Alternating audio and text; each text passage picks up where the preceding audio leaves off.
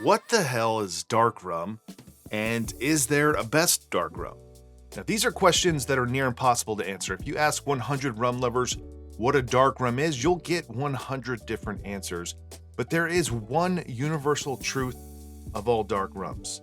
One definition that we can all agree on, hopefully. Dark rum is a rum that is dark in appearance. Now, how dark is dark? How dark should it be? Nobody knows. Some rum is very dark and labeled as dark rum or black rum. Some rum that is dark in appearance might not call itself a dark rum, and then other rums might be labeled as dark or black rums that are not very dark. And this does not even account for the age, the flavor, or the origin of that rum. In fact, I asked the Make and Drink Patreon, and while I was not expecting any agreement or consensus, the disparity between the answers was even greater than I had first anticipated. Some people thought that rums labeled as blackstrap or black rums were not dark rums. Some thought that anything from El Dorado was a dark rum, while others disagreed about that. Many thought that several of the rums labeled as dark rums were not actually dark rums, and some thought that Karuba and Myers are not dark rums, when to me, those are the most quintessential defining rums of this dark rum category. Dark rums are often aged, but generally not very long, sometimes just a few years, and they're often aged in charred oak barrels before additives are included to enhance that flavor. But like many other aspects of rum, there are no rules for how a dark rum is made, how long it is aged, what type of barrels must be used, or what additives can be included. Now, this is an unregulated category, but that also matches up with rum. While you have regional rules for rum, can't regulate something that is made everywhere, all over the world. Most aged rums have some added color.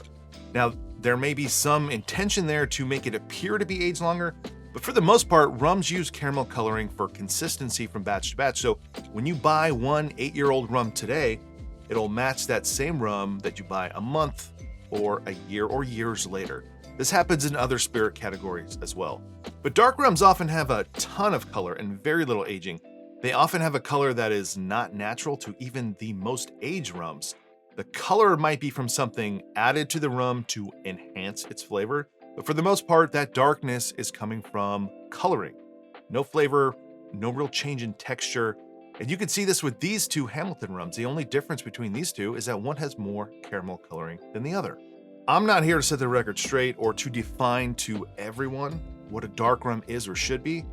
This is just how I think about all of these rums and these dark rums.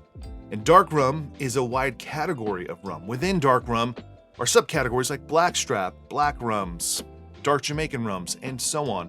So to simplify, I view it as any rum that is colored to look darker for the purpose of looking darker and made to have an intense flavor, usually for mixed drinks. Now in front of me are 16 of those rums, and I'm gonna taste my way through all of them in a semi-blind taste test in a Planter's Punch style cocktail. In fact, I've already done this taste test, and the results were very surprising. I tasted these all in 4 different sittings or 4 different rounds over the course of a day, with several hours apart, choosing 1 to 2 favorites from each round. I then did a final taste testing the next day with my favorites. So I'll show you that, and I'll come back to now, after each round, for a little recap, since this was just so much rum and so many tasting notes that it became complicated. I decanted several ounces of each rum into these bottles and had someone label them with a number for me and then write down that number with the corresponding rum. I was going to try to keep this to 40% ABV rums or even up to 50% and under, but there were just a couple of rums that would have been cut from the video, so I'm including them. Now, since many of these have lots of additives, the higher proof is not going to be as important as it might be if you were just trying some standard rum, since much of the flavor here is coming from something other than the rum itself. While I can guarantee that many of you will find several missing dark rums from this list, and even more of you will say that several of these are not dark rums and don't belong. These are dark rums, and I've been collecting these for a year or two now with the sole purpose of this. And I consider each one of these to at least be a style of dark rum. Now, what I was looking for here, it's hard to say exactly. These rums are often used to enhance a cocktail in addition to other rums, but I kind of feel like they should be able to be drank on their own in a cocktail like a Planter's Punch, which in this case I just used rum, lime juice, sugar, and ice. I skipped the bitters part as to not impart more flavor. So here we go with me drinking through round one.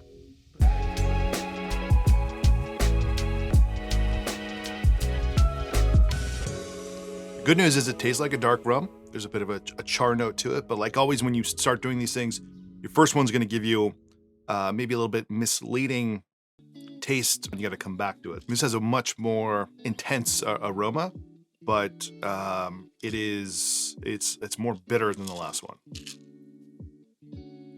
I would not have picked this up as a dark rum. So far, the least interesting. The more of the lime juice, more of the sweetness comes through. It's much more of a generic. It's not a big punch of flavor. This one has the most intense Jamaican, funky, high ester note going on out of these four. But surprisingly, none of them are too much. In thinking about the dark rums, you might think that these would be too intense when just had on their own. But I do think, like for me, the perfect encapsulation of a dark rum is to make a Planter's Punch style cocktail. Usually I'm putting Angostura bitters to kind of bring everything together. So there's a missing element here for, I think, each one of these for me. But all of these were fine. This one was the least interesting so far, but let's run through them one more time just to double check. There's a mildness to this one. There's a sweetness to this one. More of those dark sugar caramel notes, but in a subtle way, not an overwhelming way. There's just like a lingering bitterness there that I don't find as appealing as the first one. So I'm putting this one towards the back here. I made these exactly the same, but this one's very weak. Lots of lime flavor coming through, and not as much rumminess. Not even like a standard rum. So interesting to find out what this is. All right, this is exactly why I'm only doing 4 at a time. Okay, I can already feel it. This is a good first round to start. I feel like we have 4 very different dark rum profiles here. Obviously, we can't see the color, so we don't know how dark they are. This one is for sure my favorite one. In fact, I was just guessing, and this is probably the only one I will guess on. I would guess that it's Hamilton Pot Still Jamaican. I believe it's from Worthy Park, but it has, in these 4, a really intense note of a Jamaican, that funky fruit note. Looking back through this round, I didn't think that any of these were bad, and in retrospect, I think this lineup here proved to be the most well-rounded out of all the rounds. The weakest one for me, which was just kind of weak, is the Bounty. It just kind of lacks flavor. It's also one of the cheapest ones today. Myers' original dark was good. It is good, and it's one of those rums that I think we put on the back shelf because it's been around forever. It's kind of changed ownership. Sometimes it's in a plastic bottle, but on its own, it's not that bad. It's not too bitter. It has a decent level of pungency and overall pretty good. I already know that a lot of you are going to be in the comments talking about the Hamilton Black, and I don't dislike the Hamilton Black at all. I just think that on its own, it is too pungent. It's too much of that pure, funky, tropical fruit, Jamaican pot still flavor that I'm not always looking for, especially on its own. But that's something that's very powerful you could use to blend in a cocktail, or if you just want to use a 1/4 of an ounce to even teaspoons of it, it'll work well. But the biggest surprise of this whole round was the Navy Bay. This is the house rum, I think, from Total Wine. And if you look at the label, it kind of looks a lot like the Myers label, except it's blue. But guess what? It used to be red. Something happened where they had to change that label. It is obviously trying to rip off at least the look of Myers. And I don't want to say it's great, but in a cocktail on its own, it's good. And I wouldn't have thought that. This is another one of those weird pickups from Total Wine where, you know, there's a sticker that says it's Frank's favorite rum. The guy Frank that works there, I guess. The guys that work there are always picking out the rums that are the house brands or the tequilas that are house brands. So I never trust them. But somehow whoever recommended this one to me, So far, I'm impressed. So let's move on now to the second round.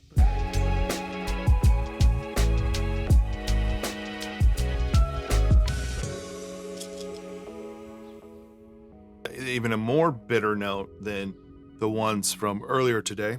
Bitter note is not necessarily the worst thing here. I mean, some of these that intense charred flavor can produce a bitter note, but if this is a rum you're adding to a cocktail and there's some bitterness, that might help. But if it's the only rum in the cocktail, this to me is too bitter, and it's almost like an astringent bitterness too, like a drying sensation. But first one, you got to come back around to it. I think I know what this one is. This one tastes like bad maple syrup. I would say maple syrup, but that's gives a bad name to maple syrup. There's a burnt maple syrup thing going on here. That one is probably the blackstrap. This one has a little bit more of a subdued, like a little bit of an estery note, but not necessarily Jamaican. All right, well, this one's tough because these are very different. These two were very similar to me, but these two similar. And then if you were to compare it to this one and this one, they're all very different. There's a toasted, like a rich toasted quality to this, as well as like possibly like hints of like sugarcane juice. Now that I'm running this back, this has more of a Jamaican aroma. There's not a ton going on, but this one right now, this one's decent.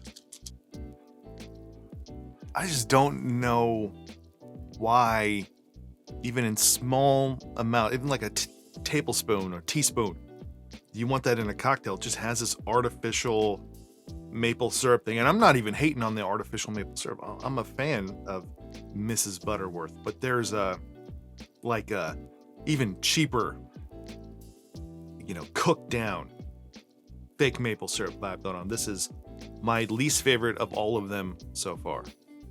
It has this burnt, bitter, off quality to it that I don't love. It's not quite something that I don't like. It's like a little bit below me saying that it's decent on its own. So this one's out as well. All right, so this round's tough because I don't think that any of these four I really truly love. This one is my favorite. This one would be next up. These two in the back. Nothing to love coming out of this round. I tried to keep an open mind, but the worst by far, and I'll just spoil it ahead, the worst of all of the rounds was Crucian Blackstrap, and it gets a lot of hate on the internet from most people. I don't like to jump on the hate train for it, but it sucks. It is bad. I don't understand any purpose for having this rum. If you have it, you have it. I wouldn't buy it again. And if you look into why they made this, they made this to be like Myers. And that doesn't make any sense. It's just an off flavor. It's the worst artificially maple syrup flavor. And it's just not good. The next one that was pretty low for me was Husser's. Nothing special, just one note, Demerara style rum. And yeah, you can blend this with other things if you want to get that flavor in there. But on its own, it's just too one-dimensional. Blackwell turned out to be pretty good. Hints of grassiness to me, like a toasted grassiness, which I found interesting. And a Jamaican rum, it's pretty hard to find. And I think while it has a good flavor, it's hard to recommend this as a dark rum in conjunction with other rums. It's something that works well on its own, but will get lost in a cocktail. And last but not least is my beloved Karuba. On its own, it's tough because it's dark and heavy and bitter. There's this mild pungency, which is kind of what it's known for. It is too harsh on its own in a cocktail, I think, but it still works. It has those deep, dark, flavorful, caramely molasses notes that you want in a dark rum, and that's why it moved forward. I am not disappointed that in a blind taste test I didn't love it as much as I thought I would, because it really is not a rum that's meant to be sipped neat or in a cocktail on its own. So let's move on now to the third round.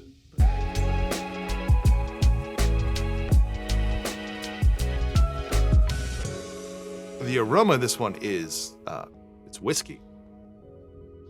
Yeah. I mean, smelling all these cocktails today, having gone through 8 now and different aromas of rum, different regions of rum, and trying to pick that out, and then coming across something like this has a bourbon quality to it. I'll have to come back to that one. An intense, sugary, caramely, molassesy, hints of maple coming through, but it's still a little, there's a bit of harshness to it, but it has a very intense flavor. That one's, that's very bitter. Big, intense, one note, one-dimensional, big, dark, burnt, bitter flavor there. I'm just imagining, I'm guessing it's a Demerara rum. There's several Demerara rums in the mix today, so no idea which one it is. Aroma of Jamaican funk. Nothing nearly as off-putting as the one from the second round. This has like a whiskey sour vibe going on, like a little bit of apple going on. Some of those, it's like bourbon notes, and then it's almost like lemon coming through as well. There's a rumminess to it, but man, if I didn't decant those myself, I would think that someone's playing a trick on me. I think with these dark rums, you want there to be a quality that you can play with in a cocktail. Right now, out of all of the we've had so far, this is one I'm the most interested to find out what it is. I don't think it's going to be my favorite, but I think that it's in the middle there. It's good and it's different, and I want to know what it is. All right, I'm going to move these two into the final round, even though this one it's so different. I want to come back to it against other ones and come back to it with a fresh palate. My least favorite of this round was by far Gosling's Black Seal Rum.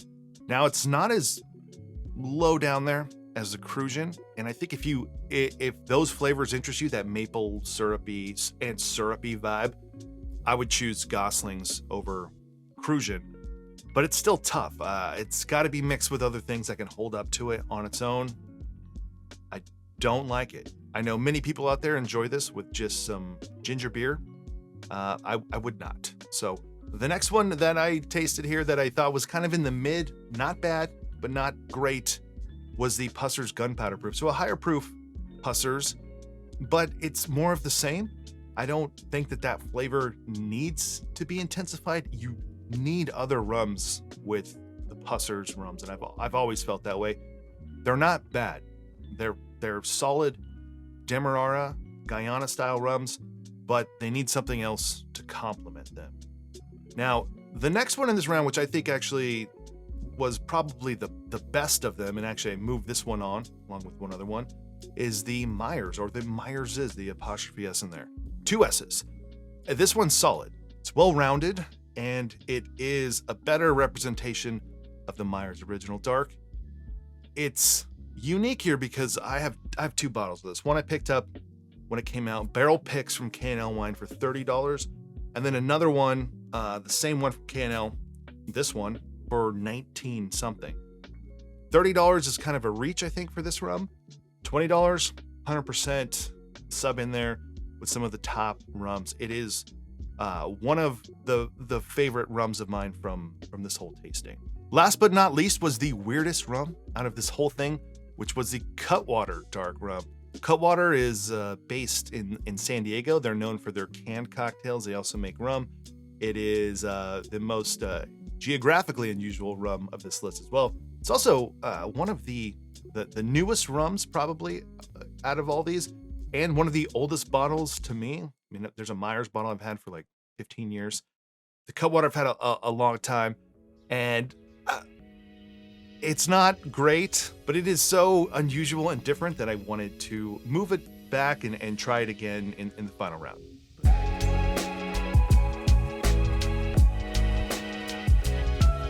Right away, this one's good. Obviously, come back to it, but I like it. It's very well rounded, a nice robust. How many times have I said robust? A nice intense. How many times have I said intense? A nice strong rum flavor, dark rum flavor, but the corners are rounded off. It's not as sharp and bitter and harsh as some of the other ones so far today. It's a little astringent. Lots of lime coming through. Not as much the rum flavor I'm looking for coming through, and a little more one-dimensional. That is one of the more different flavor profiles so far in this taste test. We'll sit on that one a little bit. That's good. This one, it feels like it's got more proof on it. There's just there's much more alcohol coming through.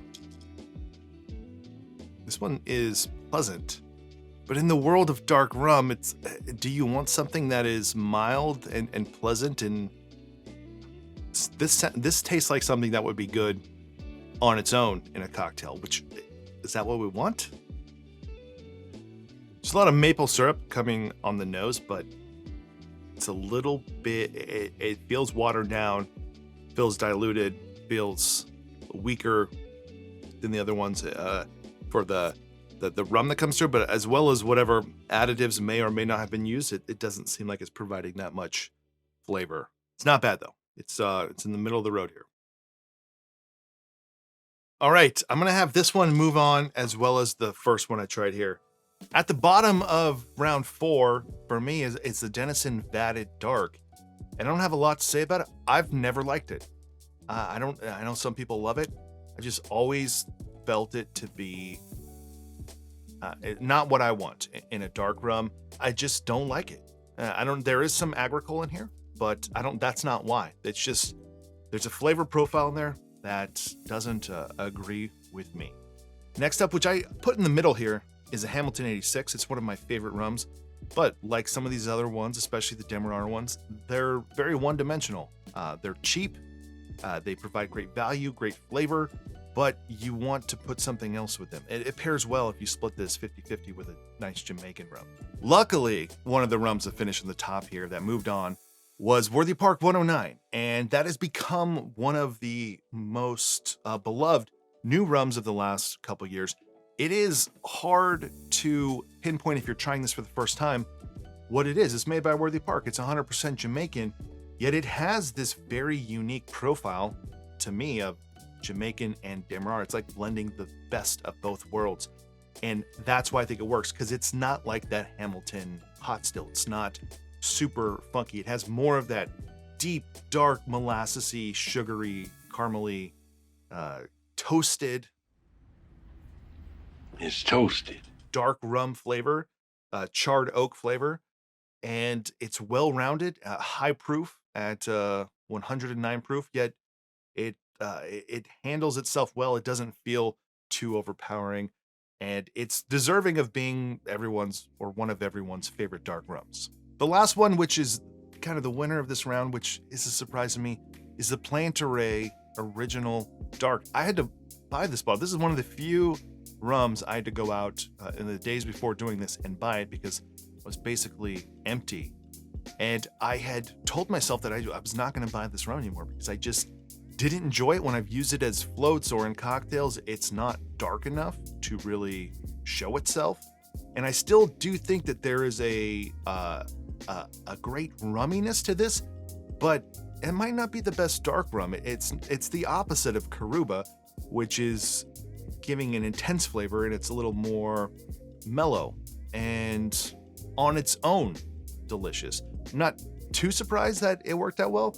My good buddy Steve, the barman, he loves this. I think this is his top rum for a hurricane, and it makes sense. And that's why you got to do these things. You got to try through them, because your preconceived notions, your biases might lead you to believe that you don't like something, and then you try it blind and you're like, actually, that's not bad. Now there's some sugar in this, but these were in cocktails with sugar, so irrelevant here. But solid rum, but is it a dark rum? I don't know. Here we are, the grand finale, and in front of me are 6 of the top dark rums from my taste test yesterday. I'm going to go through all of them a couple times. It'll give you some notes along the way. We're going to start with the one over here on the far left. It's always great to revisit these. Different time, different day. You can pick up different things. I mean, depending on what you ate that day, and even I think the mood you're in, your palate. So coming back to this, there's some familiarity from what I tasted before, but also things are tasting a little bit different. And I ran through all of these real quick. I didn't really pick out a favorite, but this one I've found was maybe my least favorite. It has a really intense maple syrup. This has got to be the one that to me reminded me of bourbon. So still super interested what that is. I'm glad to come back to it, but it's not one of my favorites. It's got those rich, dark, deep notes. Not as much to me of like burnt sugar, and more of that smoky, rubbery, but not too much either. Like it has the right amount of that in a cocktail on its own. I don't know, but I think adding that to a drink is something that could make a delicious cocktail. Pretty strong, bitter, astringent finish. Pleasant sweetness. It's more well-rounded. It's not as intense, not as sharp, not as bitter as many of the other ones. There's an intensity to this one, but it's hard to pinpoint the exact, I think, flavor profile of it. It doesn't just necessarily taste like it's a Demerara or Jamaican rum. It feels a little more even-keeled, a little more representative of rum overall as opposed to one specific region. That one is good too. There is an underlying sweetness, but not in a sugary, sickly sweetness, but just like in perceived sweetness. When we talk about sweetness, you can have things that can taste sweet without actually being sweet. Rum agricoles, sugarcane juice rums are a great example of that. Not having added sugar, but having this kind of fundamental sweetness backbone to it. Bourbon's another example of that too. When you have bourbon that have a higher level of corn, you can pick up some of that inherent sweetness without it necessarily being sugar. So that one's interesting to me as well. So these four are my favorite so far, eliminating these two. This one has a slight edge in this drink, in this Planter's Punch style cocktail. It touches on all the notes I'm looking for. And these other three are good, but on their own, I'm not loving them as much as this one. But these are the four finalists I have. I want to pour all of these neat and see if there's anything from having them neat and trying to pick up more on the differences in the aroma and the taste, and we'll see what they do. So right away, there's just already a big disparity in the color. It's like this one and this one are the darkest of the two. But as we started with this whole thing, it's like, what is dark? It's going to be different to every person. Each one of these is either labeled as a dark rum or identifies as dark rum or considered by some to be a dark rum. These rums are not intended to be sip neat. We're doing it anyways. That's pleasant. And I think if you had picked some of the ones from the bottom of the selection so far, I would imagine those would be challenging to sip neat. This one's that's not bad at all. There feels like it's hotter than your typical 40 ABV rum. That could be totally wrong. This has a nice fruitiness and a much more viscous, additive-driven texture is what I'm guessing. Much more harshness drinking neat than the other ones. I'm not gonna judge it too poorly on that. It has the color that I think it's a pretty nice dark color. Yeah, just a harsh one to be drinking on its own. Tons of those baking spice notes, cinnamon and clove, and which is a pleasant addition to most of these dark rums. This one's definitely been blown out by the other ones. Another syrupy consistency. Tasting them neat, this one has maybe the most kind of just bland. The other ones are kind of intense. I think that's kind of why I liked it. And that is one of the flaws of this taste test is you're having this in a cocktail as opposed to adding it to another cocktail with another rum. And this is coming through as just a rum that would be good on its own in most cocktails. So I guess it's a moment of truth. So I'm going to start revealing some of these bottles. And I want to definitely come back to this one that I kept picking up bourbon. So that one is Cutwater, and that is one of the oldest bottles that I've had that bottle for many years, and I'm not even entirely sure that they make that exact one anymore. It wasn't the best of the dark rums, but it had this strange quality of molassesy, bourbon, lemony cocktail. So the next one up that made it to the finals here, but I pulled out from the final four, Karuba. And it has that lingering bitter note, which you're going to accentuate when it's in its cocktail on its own. So I'm happy here that Karuba wasn't at the bottom of the barrel. It is obviously a very dark rum and provides a lot of flavor, and on its own, a little bit too much flavor, but in a cocktail, that's where it shines. So it's good to see that Karuba, something that I have 4 liters over here right now. So I'm glad that I didn't hate it. That leaves us with our final 4. The first one here is a Myers single barrel. So this is a new release from Myers. They did single barrels, and then many restaurants, bars, and then bottle shops had barrel picks. Moving on to Plantaray Original Dark. This might be the biggest surprise for me because it is one that is pretty light in color. It's like all things Plantaray, divisive opinions. Some people love it, some people hate it. It's a surprise, but I guess it does make sense. Next is Worthy Park 109, which plays very well considering the high proof 54.5% ABV. So higher proof than basically everything else here, but it still, it's not too hot. It has those, the backbone of Jamaican flavors, but it is not funky. It has this quality to it that is more reminiscent to me of a Demerara rum. So that leaves just one more, and while there are 16, it's hard to keep track of what's what. I know which one I'm missing, and it is quite possibly, to some, the worst one on this whole list, and that's Navy Bay Jamaican rum. And I am surprised that that is so high up. I don't know what to tell you. In a Planter's Punch, it's good.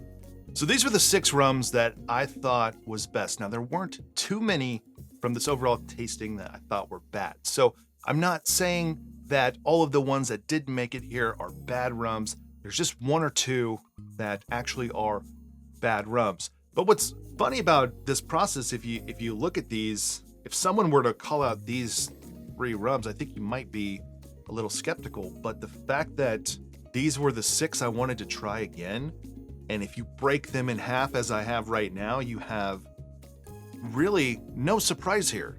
Worthy Park 109, loved. Karuba, loved. Myers, loved by many, but the single barrel, appreciated by more people than the original. And then these are kind of like the ones that we expect to not be good at all. But that just goes to show you can't always trust yourself. The only way to really figure this out is to do the taste test yourself. You might not like the same things I like. So I'm not encouraging you to run out and buy all 6 of these or buy any of these, but take the rums that you have, the dark rums that you have, and try them. Try to get some help. See if you can do it blind. See if you can pick out the flavors that you appreciate. At the end of the day, the fundamental flaw here is that these are all in a cocktail by themselves, but going on and blending these all into cocktails with other rums, just too much. But that's something to be left for another time. So if you enjoyed this video, please give this video a like below. Consider subscribing. If you want to support this channel more so I can go get even more dark rums, then go check out my Patreon page. And otherwise, see you on the next one.